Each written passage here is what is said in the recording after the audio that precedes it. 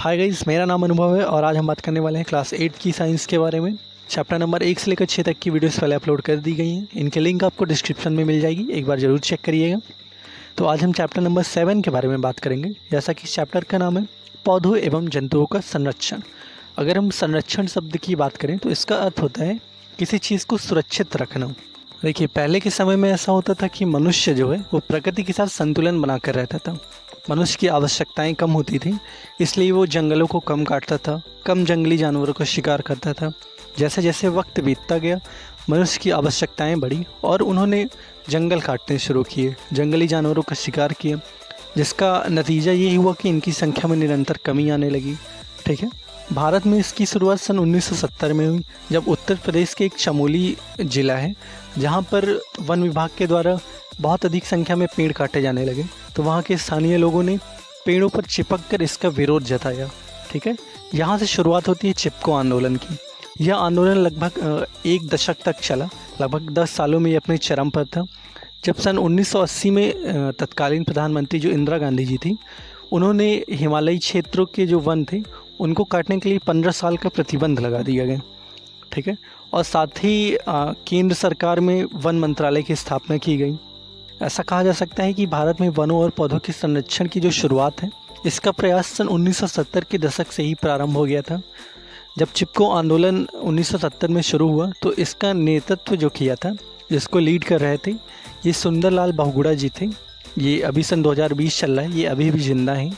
ये एक बहुत ही प्रसिद्ध पर्यावरणविद हैं। ठीक है। हमने देखा कि क्लास 7th में बूझो एवं पहेली ने प्रोफेसर अहमद और टीबू के साथ वन भ्रमण किया था। वह अपने सहपाठियों के साथ अपने अनुभव बांटने के लिए बेहद उत्सुक थे, क्योंकि जो छोटे बच्चे होते हैं, जब कभी भी उन्हें घर से बाहर ले जाया जाता है तो वो काफ़ी एक्साइटेड हो जाते हैं, क्योंकि उन्हें नई नई चीज़ें देखने के लिए मिलती हैं। ठीक है। साथ ही कक्षा के दूसरे सहपाठी भी अपने अपने अनुभव बांटने के लिए अत्यंत उत्सुक थे, क्योंकि उनमें से कुछ भरतपुर अभ्यारण्य घूमने गए थे। ठीक है। कुछ ने काजीरंगा उद्यान, लोकचाऊ वन्यजीव अभ्यारण्य तथा ग्रेट निकोबार बायोस्फीयर रिजर्व तथा बाघ संरक्षित क्षेत्र इत्यादि के बारे में सुना था। अब अगर हम काजीरंगा नेशनल पार्क की बात करें तो यहाँ पर ये एक सींग के जो गैंडे होते हैं यहाँ पर ये मिलते हैं। इस पार्क की विशेषता ही यही है, यहाँ पर एक सींग वाले गैंडे मिलते हैं। ये पार्क बेसिकली असम में स्थित है। पहली पूछती है, राष्ट्रीय उद्यानों, वन्य जंतु अभ्यारण्यों एवं जैव मंडल संरक्षित क्षेत्रों को बनाने का क्या उद्देश्य है। चलिए, अभी तक जो हमने समझा है तो इसका जो उद्देश्य है बेसिकली पौधों एवं जंतुओं को सुरक्षित रखने के लिए ये सब चीज़ें बनाई जाती हैं। ठीक है। अब वनोन्मूलन एवं इसके कारण हमारी पृथ्वी पर नाना प्रकार के पौधे एवं जंतु पाए जाते हैं। हम सभी जानते हैं कि हमारी पृथ्वी पर अलग अलग प्रकार के पौधे पाए जाते हैं। कुछ ऐसे पौधे होते हैं जिनकी शाखाएं काफ़ी लंबी होती हैं, तने काफ़ी मजबूत होते हैं, जड़ें काफ़ी गहरी होती हैं। कुछ ऐसे पौधे होते हैं जिनके तने काफ़ी कमज़ोर होते हैं, जैसे केले का पेड़ होता है, इसमें कोई ठोस टहनी नहीं होती है। ठीक है। और जैसे अगर आम के पेड़ की बात करें तो ये एक मजबूत दृढ़ संरचना वाला पेड़ होता है। पेड़ पौधे होते हैं, ये मानव जाति के अस्तित्व को भली प्रकार से बनाए रखने के लिए आवश्यक होते हैं। अब ये क्यों ज़रूरी होता है? क्योंकि पेड़ पौधों से ही हमें भोजन मिलता है। ठीक है। और ऑक्सीजन भी मिलती है। पेड़ पौधे जो होते हैं ये कार्बन डाइऑक्साइड का प्रयोग करते हैं, जिससे वातावरण में इसकी कमी होती है, ग्लोबल वार्मिंग कम होती है। तो यही सब कारण है जिनकी वजह से वनोन्मूलन जो हो रहे हैं ये हमारे लिए आगे चलकर एक खतरा बन जाएंगे। ठीक है। एक बेसिक रीज़न ये है कि बहुत से ऐसे जीव हैं, इनके अस्तित्व को बचाने के लिए भी वनोन्मूलन कम होना चाहिए। ठीक है। हम जानते हैं कि वनोन्मूलन का अर्थ होता है वनों को समाप्त करने पर प्राप्त भूमि का अन्य कार्यों में उपयोग करना। ठीक है। वनों में वृक्षों की कटाई हेतु निम्न उद्देश्यों से की जाती है, जैसे कृषि के लिए भूमि प्राप्त करना। जैसे हमारे किसान लोग होते हैं, अब किसान की आय तो काफ़ी कम होती है, इसी की वजह से जब वो कृषि करने के लिए जंगलों की कटाई करते हैं, ठीक है, उससे उस भूमि को अपने कृषि योग्य बनाते हैं, वहाँ पर अपने घर बनाते हैं। ठीक है। और जो बड़े बड़े लोग होते हैं ये कारखाने स्थापित करने के लिए भी जंगल काटते हैं। जंगल एक रीज़न ये भी होता है, जैसे अगर जंगल काटे जाते हैं तो यहाँ से हमें लकड़ी मिलती है, तो उस लकड़ी के फर्नीचर बनाने के लिए तथा लकड़ी को ईंधन के रूप में प्रयोग करने के लिए भी किया जाता है। काफ़ी सारी लकड़ी से कोयला भी बनाया जाता है, और काफ़ी लकड़ी घरों में प्रयोग के लिए भी लाई जाती है। ठीक है, चलिए अब आगे देखते हैं। क्रियाकलाप 7.1 एक्सरसाइज 7.1 देखते हैं। अपनी सूची में वनों उन्मूलन के अन्य कारणों को लिखिए तथा इन्हें प्राकृतिक एवं मानव निर्मित में वर्गीकृत कीजिए। चलिए एक्सरसाइज 7.1 में देखते हैं। अपनी सूची में वनों उन्मूलन के अन्य कारणों को लिखिए तथा इनके प्राकृतिक एवं मानव निर्मित में वर्गीकृत कीजिए। अगर हम प्राकृतिक कारण की बात करें तो अगर आपको मैं एक रीसेंट का एग्जांपल देता हूँ। अभी सन जनवरी 2020 में ऑस्ट्रेलिया के जंगलों में एक भीषण आग लगी थी, काफ़ी बड़े पैमाने पर। लगभग ये जो आग लगी थी 46.5 लाख एकड़ में ये आग लगी थी। ठीक है, और इस आग से काफ़ी भारी नुकसान भी हुआ था, काफ़ी बड़े पैमाने पर नुकसान हुआ था। ठीक है, और जो ये आग लगी थी ये ऑस्ट्रेलिया के इतिहास में पिछले 25 सालों में सबसे बड़ी आग लगी थी। यहाँ पर यहाँ के जंगलों में एक मूल जानवर रहते थे जिसे कोआला कहते हैं, तो इनकी संख्या में काफ़ी भारी गिरावट आई है अभी। ठीक है, तो वनोन्मूलन का एक प्राकृतिक कारण ये भी हो सकता है कि जंगलों में आग लगती है, जंगलों में बाढ़ आती है। ठीक है, आंधी तूफान की वजह से पेड़ गिरते हैं, तो वहाँ के जंतुओं को भी जो वहाँ के बेसिक जो जंतु रहते हैं, ठीक है, उनको काफ़ी नुकसान होता है। चलिए अब आगे देखते हैं वनों उन्मूलन के परिणाम। पहेली एवं बूझों ने वनों उन्मूलन के परिणाम याद करने का प्रयास किया। उन्हें स्मरण है कि वनों उन्मूलन से पृथ्वी पर ताप एवं प्रदूषण के स्तर में वृद्धि होती है। ये कैसे होता है? जैसे जब जंगल काटे जाते हैं तो जो जंगल में पेड़ पौधे होते हैं, ये पेड़ पौधे जब अपना भोजन बनाते हैं तो उसमें कार्बन डाइऑक्साइड का प्रयोग करते हैं। अर्थात जब बड़ी मात्रा में जब जंगल काटे जाते हैं तो कार्बन डाइऑक्साइड का प्रयोग नहीं हो पाता है। ठीक है, और ये वायुमंडल में ही रहती है, जिसकी वजह से ग्लोबल वार्मिंग अर्थात पृथ्वी का जो तापमान है ये बढ़ रहा है। ठीक है, और आगे देखते हैं कि ये भौम जल स्तर अर्थात भूमि का जल स्तर ये नीचे गिरता जा रहा है। ठीक है, उन्हें पता है कि वनों उन्मूलन से प्राकृतिक संतुलन भी प्रभावित होता है। प्रोफेसर अहमद ने बताया था कि यदि वृक्षों को इसी प्रकार अनवरत कटाई चलती रही तो वर्षा एवं भूमि की उर्वरता में कमी आ जाएगी। इसके अतिरिक्त बाढ़ तथा सूखे जैसे प्राकृतिक आपदाओं की संभावनाएं बढ़ जाती हैं। ठीक है, बूझो कहता है कि वनों उन्मूलन से एक ओर जहां वर्षा में कमी आती है, दूसरी ओर बाढ़ आना ये कैसे संभव हो सकता है? याद कीजिए कि प्रकाश संश्लेषण की क्रिया में पौधों को भोजन बनाने के लिए कार्बन डाइऑक्साइड की आवश्यकता होती थी, साथ में जल की भी आवश्यकता होती थी। कम वृक्षों का अर्थ है कार्बन डाइऑक्साइड के उपयोग में कमी आना, जिससे वायुमंडल में इसकी मात्रा बढ़ जाती है। कार्बन डाइऑक्साइड पृथ्वी द्वारा उत्सर्जित ऊष्मीय विकिरणों को ग्रहण कर लेती है। अतः इसकी मात्रा में वृद्धि के परिणाम स्वरूप विश्व उष्णन अर्थात ग्लोबल वार्मिंग होती है। पृथ्वी के ताप में वृद्धि के कारण जल चक्र का संतुलन बिगड़ता है और वर्षा दर में कमी आती है, जिसके कारण सूखा पड़ता है। ठीक है, तो बूझो के प्रश्न का एक जवाब ये भी मिल गया। ठीक है, बूझो ने पूछा था कि वनों उन्मूलन से जहाँ एक ओर वर्षा में कमी आती है तो उसी ओर बाढ़ आना कैसे संभव है? तो इसका एक जवाब ये है कि पृथ्वी के ताप में वृद्धि होने के कारण पृथ्वी के जल चक्र का संतुलन बिगड़ता है और वर्षा दर में कमी आती है, जिसके कारण सूखा पड़ता है। ठीक है, और साथ ही मृदा की जो मिट्टी है इसके गुणों में परिवर्तन आने के कारण वनोन्मूलन होता है। किसी क्षेत्र की मृदा अर्थात मिट्टी के भौतिक गुणों पर वृक्षारोपण और वनस्पति का प्रभाव पड़ता है। क्लास 7th को याद करिए कि वृक्ष किस प्रकार मृदा अपरदन को रोकते हैं। ठीक है, बेसिकली जो पौधे होते हैं ये मृदा अपरदन को ऐसे रोकते हैं कि जैसे कोई पेड़ लगाया गया तो उसकी जो जड़ होती है वो मिट्टी को कसकर बांध लेती है। तो अब जैसे बारिश होती है तो ये मिट्टी ज़्यादा बहती नहीं है, ये कटान को रोकती है, जिससे मृदा अपरदन अधिक नहीं होता। अपरदन का अर्थ होता है कि जो मिट्टी है कटकर एक स्थान से दूसरे स्थान बह जाती है। ठीक है, मृदा की ऊपरी परत हटाने से नीचे की कठोर चट्टानें दिखाई देने लगती हैं। इससे मृदा में ह्यूमस की कमी आती है।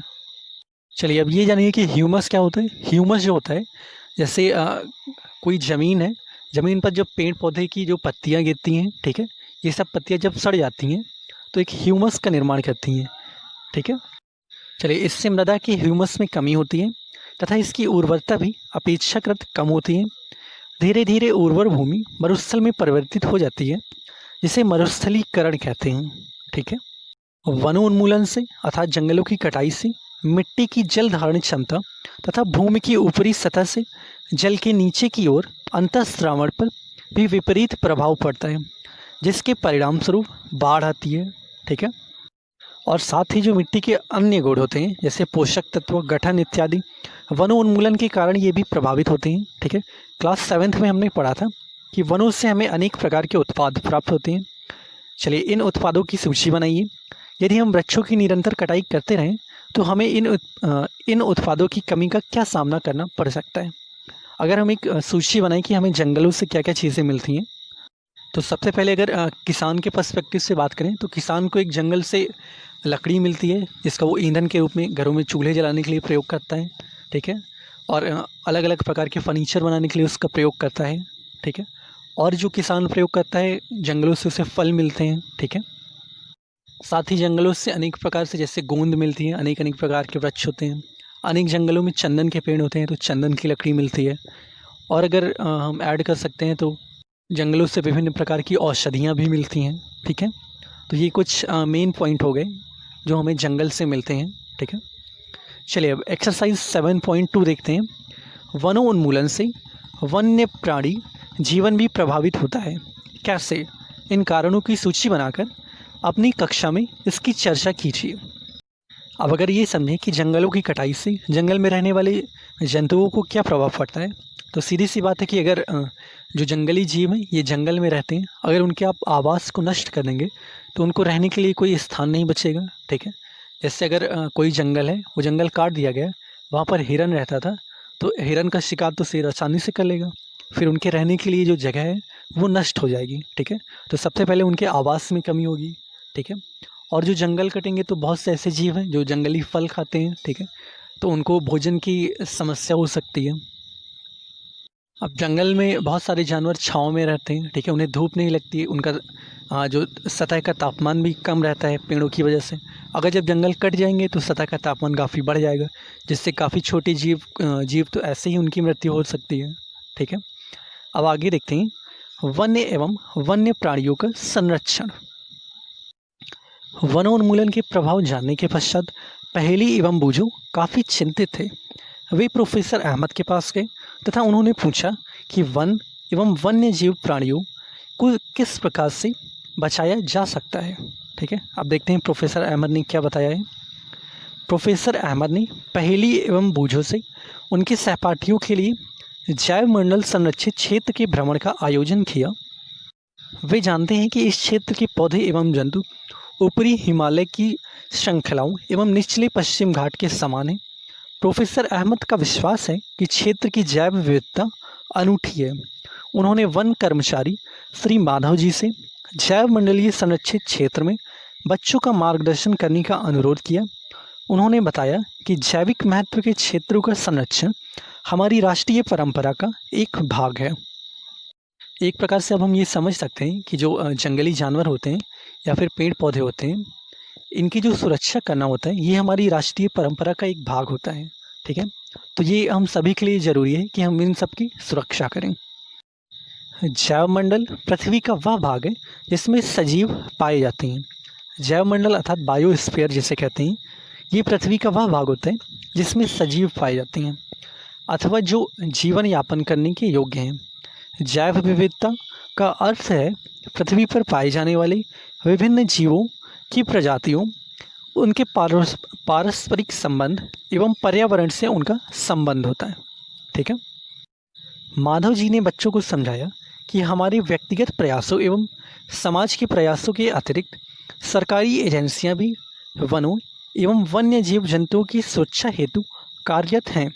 ध्यान रखिए कि स्टार्टिंग में मैंने आपको बताया था कि जब चिपको आंदोलन शुरू हुआ था तो लगभग 1980 में इस आंदोलन की वजह से केंद्र सरकार के द्वारा वन मंत्रालय की स्थापना की गई थी। तो वही यहाँ पर बताया गया है कि सरकारी एजेंसियाँ भी जो हैं ये वन्य जंतुओं के संरक्षण हेतु कार्य करती हैं। सरकार उनकी सुरक्षा हेतु वन संरक्षण हेतु नियम भी बनाए हैं।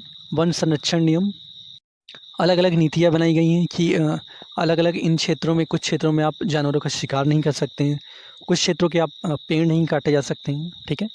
वन्य जंतु अभ्यारण्य, राष्ट्रीय उद्यान, जैव मंडल संरक्षित क्षेत्र इत्यादि पौधों और जंतुओं के लिए संरक्षित एवं सुरक्षित क्षेत्र हैं। ठीक है। वनस्पति जात और प्राणी जात और उनके आवासों के संरक्षण हेतु संरक्षित क्षेत्र चिन्हित किए गए हैं, जिन्हें वन्य जीव अभयारण्य, राष्ट्रीय उद्यान और जैव मंडल आरक्षित क्षेत्र कहते हैं।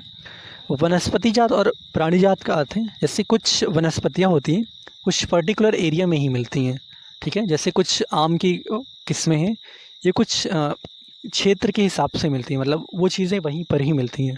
इसी प्रकार से कुछ प्राणी होते हैं, जैसे एक सींग वाला गैंडा होता है, ये आपको कांजीरंगा नेशनल पार्क में ही मिलेगा, असम में मिलेगा, ठीक है। तो इन्हीं की सुरक्षा के लिए अलग अलग वन्य जीव अभयारण्य, नेशनल पार्क और बायो रिजर्व एरिया भी बनाए गए हैं, ठीक है। वृक्षारोपण, कृषि, चारागाह, वृक्षों की कटाई, शिकार, खाल प्राप्त करने हेतु शिकार इन क्षेत्रों में निषिद्ध होता है। अर्थात जो वृक्षारोपण करना और कृषि करना तथा चारागाह अर्थात जानवरों को चराने के लिए, वृक्षों की कटाई, शिकार करने के लिए जैसे जानवरों की शिकार किया जाता है, जैसे हिरन का शिकार किया जाता है उसकी खाल के लिए, और भी अलग अलग जानवर होते हैं, हाथियों का शिकार किया जाता है उनके दांत के लिए, ठीक है। ये सब जो है इन क्षेत्रों में बेसिकली पूरी तरह से बैन होता है, ठीक है। अगर आप इन नियमों को जब तोड़ेंगे तो आपके ऊपर कानूनी कार्रवाई भी की जा सकती है, बेसिकली की ही जाती है। इसके लिए नियम बनाए गए हैं, ठीक है। वन संरक्षण अधिनियम के अनुसार इसके लिए काफ़ी नियम बनाए गए हैं। तो सबसे पहले बात करते हैं वन्य जीव अभयारण्य की, इसे इंग्लिश में वाइल्ड लाइफ सेंचुरी भी कहते हैं, ठीक है। वह क्षेत्र जहाँ पर जंतु एवं उनके आवास किसी भी प्रकार के विक्षोभ से सुरक्षित रहते हैं, अर्थात विक्षोभ का अर्थ होता है किसी भी प्रकार के डिस्टर्बेंस से फ्री रहते हैं, ठीक है। तो ऐसे क्षेत्रों को वाइल्ड लाइफ सेंचुरी भी कहते हैं, जिसे वन्य जीव अभयारण्य भी कहते हैं। अब बात करते हैं नेशनल पार्क की, ठीक है, जिसे राष्ट्रीय उद्यान कहते हैं। वन्य जंतुओं के लिए आरक्षित क्षेत्र जहां वह स्वतंत्र रूप से अर्थात निर्बाध रूप से आवास एवं प्राकृतिक संसाधनों का उपयोग कर सकते हैं, उन्हें नेशनल पार्क कहते हैं। अब तीसरी बात करते हैं जैव मंडल आरक्षित क्षेत्र। अब तीसरा ये जैव मंडल आरक्षित क्षेत्र को बायोस्फीयर रिजर्व भी कहते हैं, ठीक है। वन्य जीवन, पौधों और जंतु संसाधन और उनके क्षेत्र के आदिवासी पारंपरिक ढंग से जीवन यापित हेतु विशाल संरक्षित क्षेत्र को कहते हैं, ठीक है। अर्थात वन्य जीवन यहाँ पर जो बायोस्फीयर रिजर्व एरिया होता है, यहाँ पर आदिवासी लोग भी रहते हैं, ये अपने पुराने पारंपरिक तरीके से रहते हैं, ठीक है। तो यहाँ पर इनको कोई डिस्टर्बेंस नहीं किया जाता, ठीक है। ये आराम से फ्रीली रहते हैं बिना किसी प्रकार के रोक टोक के। चलिए अब आगे बढ़ते हैं। एक्सरसाइज 7.3 देखते हैं। अपने जिले, प्रदेश एवं देश के राष्ट्रीय उद्यानों, वन्य जंतु अभयारण्यों एवं जैव मंडल आरक्षित क्षेत्रों की संख्या ज्ञात कीजिए, ठीक है। और सारणी 7.1 में भरिए। इन क्षेत्रों को अपने प्रदेश एवं भारत के रेखा चित्र में भी दर्शाइए। ये 7.1 जब आएगा तो इसमें फिल करेंगे ये सब, ठीक है। अब अगली हेडिंग देखते हैं जैव मंडल आरक्षण। प्रोफेसर अहमद एवं माधव जी के साथ बच्चों ने जैव मंडल आरक्षित क्षेत्र में प्रवेश किया। माधव जी ने समझाया कि जैव विविधता के संरक्षण के उद्देश्य से जैव मंडल आरक्षित क्षेत्र बनाए गए हैं। जैव विविधता अर्थात अलग अलग प्रकार की जो प्राणी जात होते हैं, अलग अलग प्रकार के पौधे या जंतु होते हैं, उनको सुरक्षित रखने के लिए ये क्षेत्र बनाए जाते हैं। जैसे कि हम जानते हैं कि जैव विविधता का अर्थ होता है किसी क्षेत्र विशेष में पाए जाने वाली सभी पौधों, जंतुओं और सूक्ष्म जीवों की विभिन्न प्रजातियां। किसी क्षेत्र का जैव मंडल आरक्षित क्षेत्र उस क्षेत्र की जैव विविधता एवं संस्कृति को बनाए रखने में सहायक होता है। किसी जैव मंडल आरक्षित क्षेत्र के अंतर्गत अन्य संरक्षित क्षेत्र भी हो सकते हैं। जैसे पचमढ़ी जैव मंडल आरक्षित क्षेत्र में सतपुड़ा नामक एक नेशनल पार्क है तथा बोरी एवं पचमढ़ी नामक 2 वन्य जंतु अभयारण्य भी आते हैं, ठीक है। चलिए अब इंडेक्स को देखते हैं, ठीक है। तो सबसे पहले संरक्षित क्षेत्र में देखते हैं। तो हमारे यहाँ जो मेरे ज़िले में, मैं बेसिकली रायबरेली से बिलोंग करता हूँ, ये उत्तर प्रदेश में है। तो रायबरेली में एक समसपुर पक्षी विहार है, ठीक है। और उत्तर प्रदेश में एक दुधुमा नेशनल पार्क भी है, और भी चीज़ें हैं, ठीक है। हमारे देश में और भी इनकी संख्या अधिक है। अगर हम भारत के स्तर पर बात करें तो हमारे देश में मध्य प्रदेश है, यहाँ पर नेशनल पार्क सबसे अधिक है और यहाँ पर 11 नेशनल पार्क हैं। और मध्य प्रदेश को इसी की वजह से टाइगर स्टेट के नाम से भी जाना जाता है, ठीक है। चलिए अब आगे बढ़ते हैं। ठीक है, ये एक फिगर है। ठीक है, पचमढ़ी जैव मंडल आरक्षित क्षेत्र, संरक्षित क्षेत्र नीले रंग से, नीमगम सतपुड़ा नेशनल पार्क, पचमढ़ी अभ्यारण्य, पिपरिया को पनार पानी गेट, पचमढ़ी, चूड़ा, धैन, बोरी तथा बोरी अभ्यारण्य। ठीक है, ये सारे जो क्षेत्र हैं पचमढ़ी जैव मंडल आरक्षित क्षेत्र में पाए जाते हैं। चलिए आगे देखते हैं। अब एक्सरसाइज 7.4 है। आपने अपने क्षेत्र में जैव विविधता को विक्षोभित करने वाले कारकों की सूची बनाई है। अर्थात जो बायोडाइवर्सिटी है, जो अलग अलग प्रकार की कल्चर है हमारे यहाँ, इसको विक्षोभित अर्थात इसको जो प्रभावित करते हैं, जो डिस्टर्ब करते हैं, इसकी एक लिस्ट बनाइए। इनमें से कुछ क्रियाकलाप अनजाने में ही जैव विविधता को विक्षोभ उत्पन्न कर सकते हैं। मनुष्य के इन गतिविधियों की सूची बनाइए। इन्हें कैसे रोका जा सकता है, अपनी कक्षा में इसकी चर्चा कीजिए। इसकी संक्षिप्त रिपोर्ट अपनी कॉपी में नोट करिए। चलिए अब अगली हेडिंग देखते हैं, पेड़ पौधे एवं जीव जंतु। इस हेडिंग में बेसिकली पेड़ पौधों और जीव जंतुओं के बारे में बताए गए हैं। ठीक है, जैसे आप फिगर में देख सकते हैं जंगली लोमड़ी, हिरन या फिर शियार की फ़ोटो देख सकते हैं, चीता, और ये वनस्पतियाँ हैं। ठीक है, चलिए अब पढ़ते हैं आगे। बच्चों ने भ्रमण करते समय जैवमंडल आरक्षित क्षेत्र की हरियाली संपदा की प्रशंसा की, क्योंकि जो छोटे बच्चे होते हैं ये बहुत एक्साइटेड होते हैं। इनको अगर घूमने के नाम से ये काफ़ी एक्साइटेड हो जाते हैं, और अगर इन्हें कोई प्राकृतिक जगह ले जाया जाए तो ये इनके लिए काफ़ी नॉलेजफुल चीज़ हो जाती है। ठीक है, चलिए आगे देखते हैं। वे लंबे लंबे सागौन के वृक्षों एवं वन्य जीव प्राणियों को देखकर प्रसन्न थे। अर्थात जो छोटे छोटे बच्चे थे, इन्होंने जामुन के पेड़ देखे, तेंदुआ देखा। ठीक है, ये सब चीज़ें देखकर ये काफ़ी एक्साइटेड हुए। आगे देखते हैं। पहेली ने अचानक एक खरगोश को देखा, उसे पकड़ने का प्रयास किया। वह उसके पीछे दौड़ने लगी। बच्चों में ये होता है कि जब भी कोई उन्हें क्यूट सी चीज़ दिखती है तो वो उसके पीछे दौड़ने लगते हैं। प्रोफेसर अहमद ने उसे रोका। उन्होंने समझाया कि जंतु अपने आवास में प्रसन्न रहते हैं, हमें उनको परेशान नहीं करना चाहिए। माधव जी ने भी समझाया कि जंतु एवं पौधे एक विशेष क्षेत्र में पाए जाते हैं। किसी विशेष क्षेत्र में पाए जाने वाले पेड़ पौधों को उस क्षेत्र का वनस्पति जात एवं जीव जंतु को प्राणी जात कहते हैं। जैसे साल, सागौन, आम, जामुन, सिल्वर फर्न, अर्जुन इत्यादि वनस्पति जात हैं, तथा चिंकारा, नीलगाय, बार्किंग हिरण, चीतल, तेंदुआ, जंगली कुत्ता, भेड़िया इत्यादि पचमढ़ी जैव मंडल आरक्षित क्षेत्र के लिए प्राणी जात हैं। ठीक है, अब आगे देखते हैं। एक्सरसाइज 7.5 देखते हैं। हमें अपने स्थानीय क्षेत्र के वनस्पति जात और प्राणी जात की पहचान कर उनकी सूची बनाइए। ये देखते हैं। विशेष क्षेत्रीय प्रजाति। बच्चे शीघ्र ही शांतिपूर्वक गहरे वन में प्रविष्ट हो गए। बच्चे एक विशालकाय गिलहरी को देखकर अचंभित रह गए। ठीक है, ये आपको गिलहरी की फ़ोटो देख सकते हैं, काफ़ी बड़ी है ये, इसकी पूंछ येलो कलर की है। ठीक है, इस गिलहरी की एक लंबी फरदार पूंछ है। वे इसके विषय में जानने के लिए बेहद उत्सुक थे। माधव जी ने बताया कि यह एक विशाल गिलहरी है तथा यह इस क्षेत्र की क्षेत्रीय स्पीसीज़ है। पौधों एवं जंतुओं की वह स्पीसीज़ जो किसी विशेष क्षेत्र में विशिष्ट रूप में पाई जाती है, उसे विशेष क्षेत्रीय स्पीसीज़ कहते हैं। ये किसी अन्य क्षेत्र में प्राकृतिक रूप से नहीं पाई जाती। किसी विशेष प्रकार का पौधा या जंतु किसी विशेष क्षेत्र, राज्य अथवा देश की विशेष क्षेत्रीय हो सकती है। इसी की वजह से आप ध्यान करिए कि जैसे यूपी है या फिर सिक्किम है, हर राज्य के अपने अपने चिन्ह होते हैं, जैसे राष्ट्रीय चिन्ह होते हैं। ठीक है, जैसे उत्तर प्रदेश का राष्ट्रीय फूल कमल है। ठीक है, वैसे सिक्किम का सिरोही लिली है। ठीक है, तो ये बेसिकली इसी की वजह से ये सब राज्यों के अलग अलग होते हैं, क्योंकि ये पर्टिकुलर एरिया में ही पाए जाते हैं। ठीक है, अब ये सिरोही लिली है, ये यूपी में भी पाया जाता होगा, लेकिन उसकी संख्या काफ़ी कम है। ठीक है, इसी की वजह से। ठीक है, माधव जी ने पचमढ़ी जैव मंडल आरक्षित क्षेत्र में स्थित साल और जंगली आम के पेड़ों को दिखाकर विशेष क्षेत्रीय वनस्पति जगत का उदाहरण दिया। ठीक है, ये देखिए जंगली आम का पेड़, ये बेसिकली हम काफ़ी लोग इससे परिचित हैं। ठीक है, ठीक है, भारतीय विशाल गिलहरी तथा उड़ने वाली गिलहरी इस क्षेत्र के विशेष क्षेत्रीय प्राणी हैं।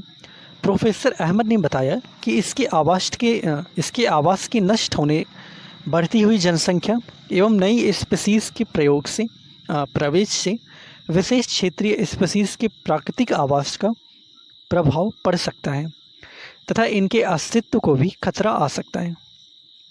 स्पीसीज़ सजीवों की समष्टि का वह समूह है जो एक दूसरे से अंतर्जन करने में समर्थ होते हैं। ठीक है, इसका अर्थ है कि एक जाति के सदस्य केवल अपनी जाति के सदस्यों के साथ अन्य जाति के सदस्यों को छोड़कर जननक्षम संतान उत्पन्न कर सकते हैं। एक जाति के सदस्यों में समान लक्षण पाए जाते हैं।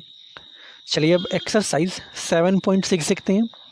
जिस क्षेत्र में आप रहते हैं वहाँ के विशेष क्षेत्रीय पौधों और जंतुओं का पता लगाइए। ठीक है, ये आप पर्टिकुलरली खुद से करेंगे। ठीक है, और इसकी एक टेबल भी बनाएंगे। चलिए अब आगे देखते हैं। वन्य प्राणी अभ्यारण्य, ठीक है, अर्थात वाइल्ड लाइफ सेंचुरी। शीघ्र ही पहेली ने एक बोर्ड देखा जिस पर लिखा हुआ था पंचमढ़ी वन्य प्राणी अभ्यारण्य अर्थात Pachmarhi wildlife sanctuary. Professor Ahmed ने बताया कि आरक्षित वनों की तरह कुछ क्षेत्र ऐसे हैं जहां वन्य प्राणी अर्थात जंतु सुरक्षित और संरक्षित रहते हैं। इन्हें वन्य प्राणी अभ्यारण्य कहते हैं। माधव जी पुनः बताते हैं कि अभ्यारण्य वह स्थान है जहाँ प्राणियों अथवा जंतुओं को मारना या फिर शिकार करना अथवा पकड़ना पूर्णतः निषिद्ध एवं दंडनीय अपराध है। अगर आप ये काम करते हैं तो इसके लिए कुछ कानून बनाए गए हैं जिसके तहत आपको दंड दिया जाएगा। ठीक है, जैसे अगर बात करें सलमान खान की, तो इन्होंने काले हिरन का शिकार किया था, इसकी वजह से इनके ऊपर दंड लगाया गया। ठीक है, ये हम सभी लोग जानते हैं इसके बारे में। चलिए अब आगे देखते हैं। कुछ महत्वपूर्ण संकटापन्न वन्य जंतु जैसे कि काले हिरण, श्वेत आँखों वाले हिरण, हाथी, सुनहरी बिल्ली, गुलाबी सिर वाली बतख, घड़ियाल, कच्छ मगरमच्छ, अजगर, गेंडा इत्यादि हमारे वन्य प्राणी अभ्यारण्यों में सुरक्षित एवं संरक्षित हैं। भारतीय अभ्यारण्यों के अनूठे दृश्य भूमि, बड़े समतल वन, पहाड़ी वन तथा बड़ी नदियों के डेल्टा की झाड़ी भूमि अथवा बुशलैंड है। चलिए आगे देखते हैं। यह अफसोस की बात है कि संरक्षित वन भी जीवों के लिए सुरक्षित नहीं रहे, क्योंकि इनके आसपास के क्षेत्रों में रहने वाले लोग उनका अर्थात वनों का अतिक्रमण करके उन्हें नष्ट कर देते हैं। ठीक है, बच्चों को प्राणी उद्यान अर्थात चिड़ियाघर भ्रमण की यादें ताज़ा करने को कहा जाता है। उन्हें स्मरण है कि प्राणी उद्यान वह क्षेत्र है जहां हम प्राणियों अर्थात जंतुओं का संरक्षण करते हैं। बूझो कहता है कि चिड़ियाघर और वन्य प्राणी अभ्यारण्य में क्या अंतर है। चलिए एक अंतर मैं आपको बता सकता हूँ कि जैसे चिड़ियाघर जो होते हैं यहाँ पर जानवरों को ज़बरदस्ती कहीं से पकड़ कर लाया जाता है। ठीक है, उनको वहाँ पर रखा जाता है। ठीक है, काफ़ी छोटी जगह में रखा जाता है, वो खुले रूप से नहीं रहते हैं। ठीक है, और अलग अलग जगहों से जैसे अलग अलग देश के हिस्सों से उनको लाया जाता है। ठीक है, तो एक ही स्थान पर आपको पूरे देश के जानवरों या फिर पक्षियों को देखने को मिल सकता है चिड़ियाघर में। अगर यही हम वाइल्ड लाइफ सेंचुरी के बारे में बात करें तो ये एक पर्टिकुलर एरिया में ही होती हैं, मतलब उस क्षेत्र विशेष में पाए जाने वाले जो पेड़ पौधे हैं और जंतु ही आपको वहाँ पर मिलेंगे। वहाँ पर और कोई जैसे देश में जो और जंतु या पेड़ पौधे पाए जाते हैं वो आपको देखने को कम मिलेंगे। ठीक है, तो ये एक बेसिक रीज़न है दोनों के अलग होने का। ठीक है, अब हम एक्सरसाइज 7.7 के बारे में बात करते हैं। निकट के चिड़ियाघर अर्थात प्राणी उद्यान का भ्रमण कीजिए। वहाँ के प्राणियों को किन परिस्थितियों में रखा जाता है इसका ध्यान कीजिए। ठीक है, तो बेसिकली अगर हम चिड़ियाघर जाते हैं तो वहाँ पर जो पक्षियों को कैद करके रखा जाता है, कम से कम छोटी से छोटी जगह में रखा जाता है जितने में वो अपना जीवन बसर कर लें। ठीक है, चलिए अगला है, क्या वे जंतुओं के जीवन के लिए उपयुक्त हैं? क्या जंतु प्राकृतिक आवास की अपेक्षा कृत्रिम आवास में रह सकते हैं? आपके विचार में जंतु चिड़ियाघर में अधिक आराम से रहते हैं अथवा प्राकृतिक आवास में? तो इसका जवाब जाहिर सी बात है कि हमें कोई भी जीवित जानवर हो उसे वो उस अपने प्राकृतिक आवास में ही रहना पसंद करता है। किसी भी जानवर को आप अगर कृत्रिम घर में रखना चाहेंगे तो उसे रहने में दिक्कत ही होगी। जैसे अगर चिड़िया अपने घोंसले में रहती है तो उसे वहाँ रहना उसे पसंद होता है, अगर अब आप प्राकृतिक कोई घोंसला बनाकर उसमें रखेंगे तो बेसिकली उसे दिक्कत ही होगी। ठीक है, चलिए अब राष्ट्रीय उद्यान अर्थात नेशनल पार्क के बारे में पढ़ते हैं। सड़क के किनारे एक बोर्ड लगा था जिस पर लिखा था सतपुड़ा राष्ट्रीय उद्यान। बच्चे अब वहाँ जाने के लिए उत्सुक थे। बच्चों की बात एक ये होती है कि उनको चाहिए जितना घुमाओ, वो थकते ही नहीं हैं। ठीक है, अब बड़े लोग तो काफ़ी जल्दी थक जाते हैं। जैसे माधव जी ने उन्हें बताया कि यह विशाल आरक्षित क्षेत्र है तथा पर्यावरण के संपूर्ण संगठकों को संरक्षण रखने में पर्याप्त है। इन्हें नेशनल पार्क कहते हैं। यह वनस्पति जात, प्राणी जात, दृश्य भूमि तथा ऐतिहासिक वस्तुओं का संरक्षण करते हैं। सतपुड़ा नेशनल पार्क भारत का प्रथम आरक्षित वन है। सर्वोत्तम किस्म की टीक अर्थात सागौन के वृक्ष इस वन में मिलते हैं। ठीक है, अगर सतपुड़ा राष्ट्रीय उद्यान की चट्टानों में आवास अर्थात शरण भी स्थित है। यह इन वनों में मनुष्य की गतिविधियों के प्राग ऐतिहासिक प्रमाण हैं, जिसमें से हमें आदिमानव के जीवन यापन के बारे में पता चलता है। चट्टानों के इन मानव आवासों में कुछ पेंटिंग कलाकृतियाँ भी मिलती हैं। पचमढ़ी जैवमंडल संरक्षित क्षेत्र में 55 चट्टान आवास की पहचान की जा चुकी है। ठीक है, जंतु एवं मनुष्य को इन कलाकृतियों में लड़ते हुए, शिकार करते हुए, नृत्य एवं वाद्य यंत्र को बजाते हुए दर्शाया गया है। एक इंटरेस्टिंग बात यह है कि आज भी अनेक आदिवासी इन जंगलों में रहते हैं। ठीक है, चलिए अब आगे देखते हैं। जैसे बच्चे आगे बढ़े उन्हें एक बोर्ड दिखाई दिया जिसमें लिखा था सतपुड़ा बाघ आरक्षित क्षेत्र। माधव जी बताते हैं कि हमारी सरकार ने बाघों को संरक्षण हेतु प्रोजेक्ट टाइगर अथवा बाघ परियोजना लागू की। इस परियोजना का उद्देश्य अपने देश में बाघों की उत्तरजीविता एवं संवर्धन अर्थात उनकी संख्या में वृद्धि करना था। चलिए अब आगे देखते हैं। आप जंगली बाघ देख सकते हैं, जंगली भैंसा तथा बारहसिंगा और हिरन में डिफरेंस करना समझ लीजिएगा। बूझो कहता है कि क्या इस वन में बाघ अभी भी पाए जाते हैं? मुझे उम्मीद है कि मैं एक बाघ देख सकता हूँ। बाघ 7.1 फिगर में आप देख सकते हैं। ठीक है, अगर बाघों की बात करें तो इनकी संख्या में निरंतर कमी हो जा रही है। ठीक है, लेकिन अगर सतपुड़ा आरक्षित क्षेत्र में बाघों की संख्या में वृद्धि हो रही है। ठीक है, अतः यह संरक्षण का अनूठा उदाहरण है। किसी समय शेर, हाथी, जंगली भैंसी तथा बारहसिंगा भी सतपुड़ा नेशनल पार्क में पाए जाते थे। वे जंतु जिनकी संख्या एक निर्धारित स्तर से कम होती जा रही है वे विलुप्त हो सकते हैं। ठीक है, इसी कारण से इन्हें संकटापन्न जंतु कहते हैं, अर्थात इनके जो संख्या है काफ़ी कम हो रही है, इसीलिए इनकी संख्या संकट की स्थिति में। बूझों को डायनासोर के विषय में याद दिलाया गया जो लाखों वर्ष पूर्व विलुप्त हो चुके थे। कुछ जीवों के प्राकृतिक आवास में व्यवधान होने से उनके अस्तित्व का खतरा पैदा हो गया है। ठीक है, अगर कोई भी जीव है उसका प्राकृतिक आवास ही नष्ट हो जाएगा तो उसके रहने की जगह ही नहीं रहेगी, तो बेसिकली उसके अस्तित्व को खतरा रहेगा ही। ठीक है, प्रोफेसर अहमद ने बताया कि पौधों और जंतुओं के संरक्षण के उद्देश्य से सभी राष्ट्रीय उद्यानों में कड़े नियम लागू किए गए हैं।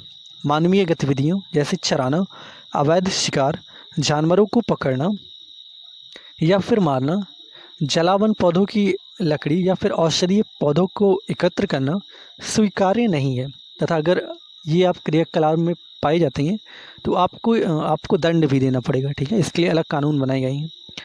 माधव जी पहली को बताते हैं कि बड़े जंतुओं की अपेक्षा छोटे प्राणियों के विलुप्त होने की संभावना अधिक होती है। हम अक्सर सांप, मेढक, छिपकली, चमगादड़ तथा उल्लू इत्यादि को निर्दयता से मार डालते हैं और परितंत्र में उनके महत्व के विषय में सोचते भी नहीं। ठीक है, उनको मारकर हम स्वयं की हानि ही पहुंचा रहे हैं। यद्यपि वे आकार में छोटे परंतु परितंत्र में उनके योगदान को अनदेखा नहीं किया जा सकता। वे आहार जाल एवं आहार श्रृंखला के भाग होते हैं। ठीक है, इसके बारे में हम 7th क्लास में पढ़ चुके हैं पहले ही। किसी क्षेत्र के सभी पौधे, प्राणी एवं सूक्ष्म जीव अजैव घटकों जैसे जलवायु, भूमि, नदी, डेल्टा इत्यादि संयुक्त रूप से किसी परितंत्र का निर्माण करते हैं।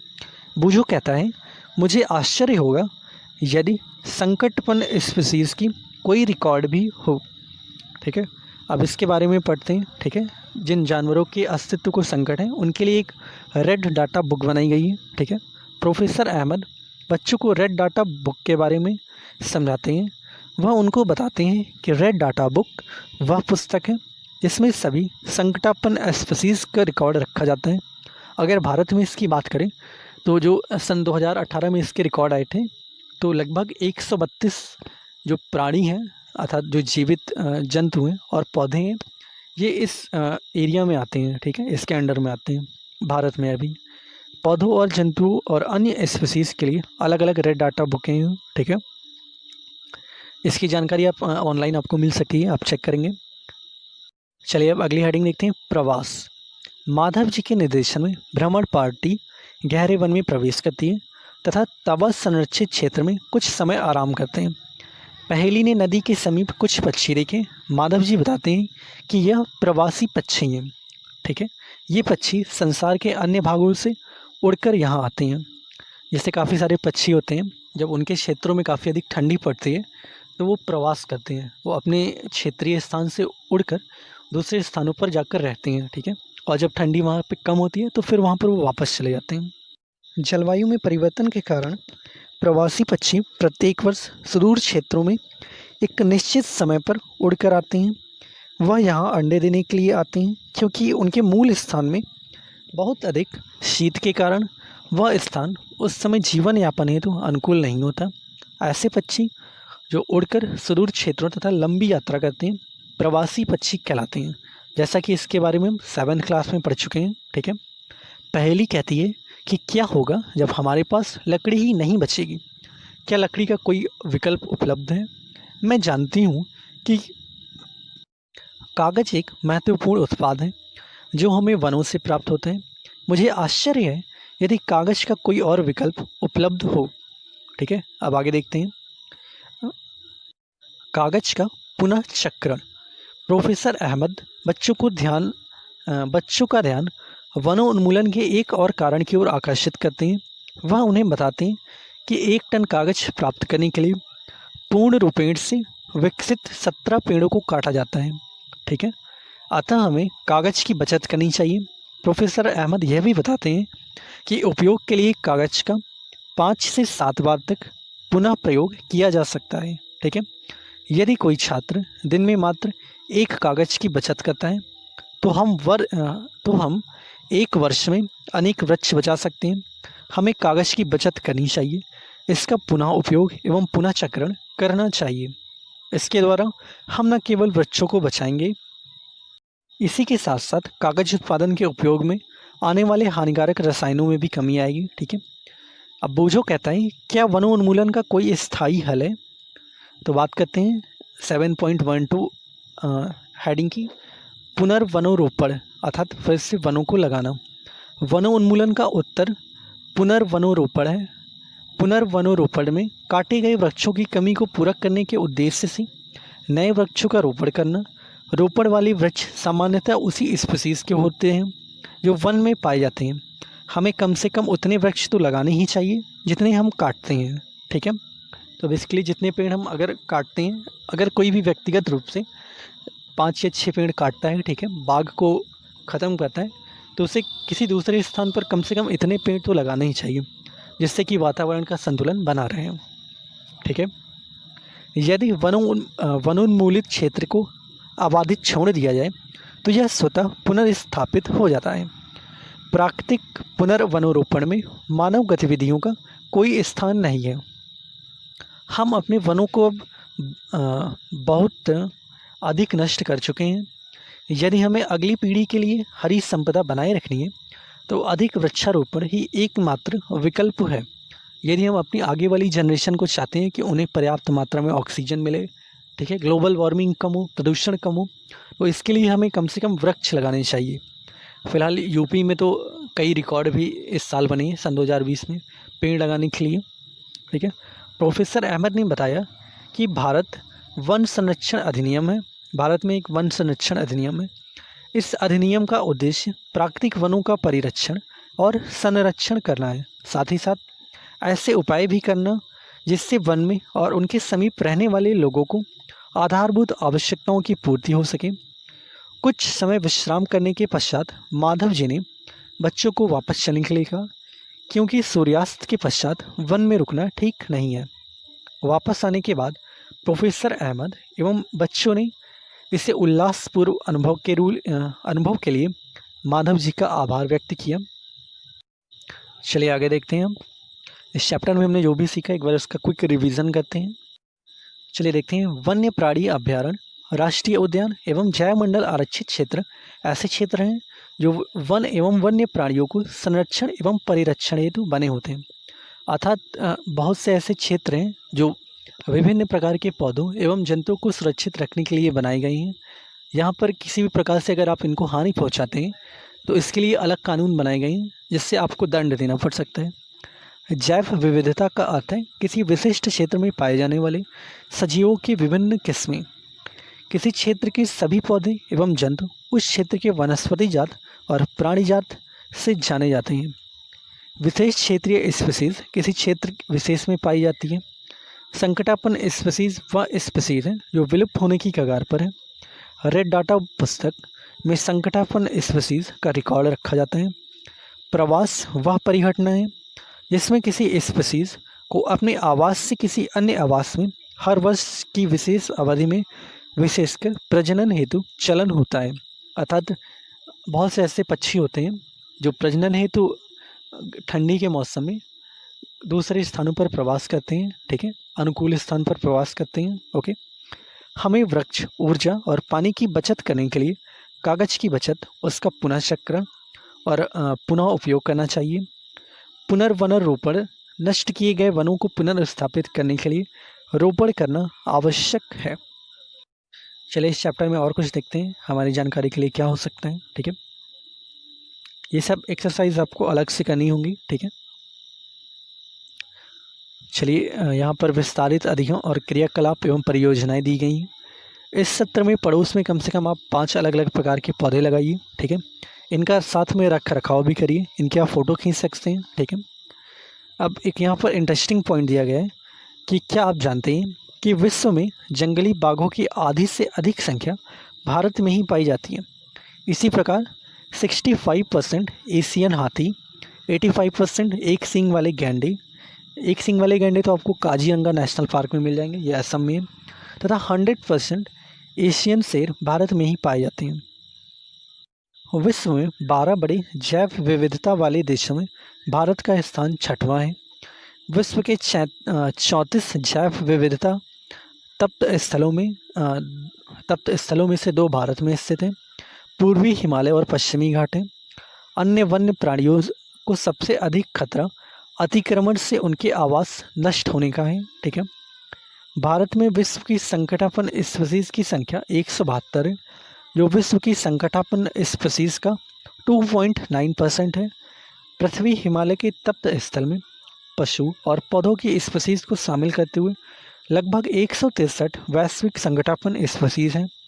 भारत में एशिया की कुछ दुर्लभ प्रजातियां पाई जाती हैं, जैसे बंगाल की लोमड़ी, संगमरमरी बिल्ली, एशियाटिक शेर, भारतीय हाथी, एशियन जंगली गधा, भारतीय गेंडा, जंगली एशियाटिक जल भैंसा इत्यादि पाई जाती हैं। ठीक है, अधिक जानकारी के लिए आप पर्यावरण एवं वन मंत्रालय भारत सरकार के द्वारा इनकी वेबसाइट पर आप चेक भी कर सकते हैं। ठीक है, इसी के साथ ये चैप्टर एंड होता है।